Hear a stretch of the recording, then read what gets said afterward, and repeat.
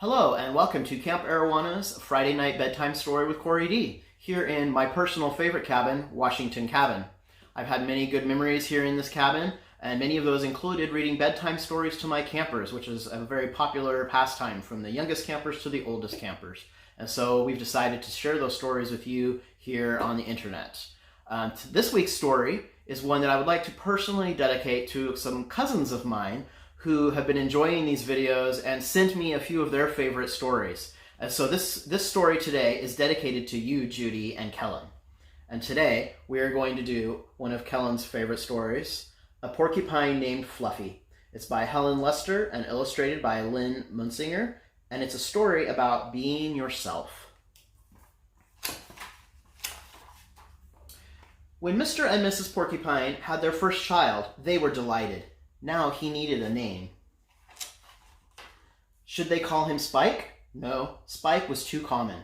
Should they call him Lance? No, Lance sounded too fierce. Should they call him Needle Rooser? No, Needle Rooser was too long. Prickles? Pokey? Quillian? Then, together, they had an idea. Let's call him Fluffy. It's such a pretty name, Fluffy. But soon there came a time when Fluffy began to doubt that he was Fluffy. He first became suspicious when he backed into a door and stuck fast. That was not a Fluffy thing to do. He was even more convinced when he accidentally slept on his back and poked holes in the mattress, a very unfluffy thing to do. When he tried to carry an umbrella, he knew the truth without a doubt. Fluffy definitely wasn't.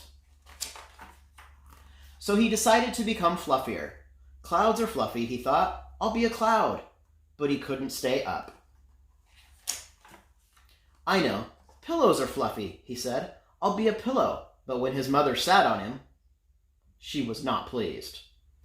He tried soaking in a bubble bath for 45 minutes, but he did not become fluffy. He became soggy. He tried whipped cream. He put a little on each quill. It was not easy, and it took more than half a day.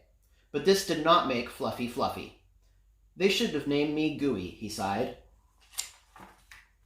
He ate a lot of fluffy marshmallows. He rolled in shaving cream and feathers. He even tried to become a bunny. But the truth remained, Fluffy wasn't. One afternoon, Fluffy set out for a walk, trying to think of ways to become fluffy. Before long, he met a very large rhinoceros. "Grrr," said the rhinoceros. "I'm going to give you a rough time." Fluffy didn't know what a rough time was, but he didn't like the sound of it at all. "What is your name, small prickly thing?" asked the rhinoceros unkindly. "Fluffy," said Fluffy. The rhinoceros smiled. He giggled. Then he laughed out loud. He rolled on the ground. He jiggled and he slapped his knees. He roared with laughter. "A porcupine named Fluffy," howled the rhinoceros. Fluffy was embarrassed, but he tried to be polite. "And what is your name?" he inquired. I can't say it," giggled the rhinoceros. "Hubert?" suggested Fluffy. Oh, help, I just can't say it. I'm laughing so hard," said the rhinoceros.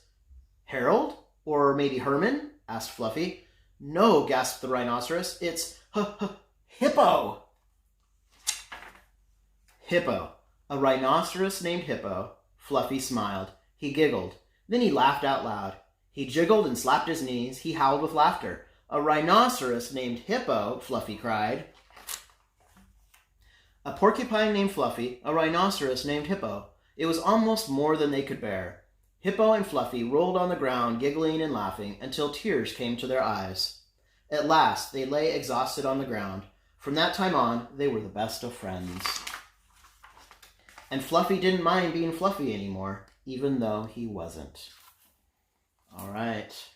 May you embrace who you are and encourage and come alongside as friends those around you so that they can be who they are. And may you have a good night and sleep tight. Good night, all, and especially Judy and Kellen.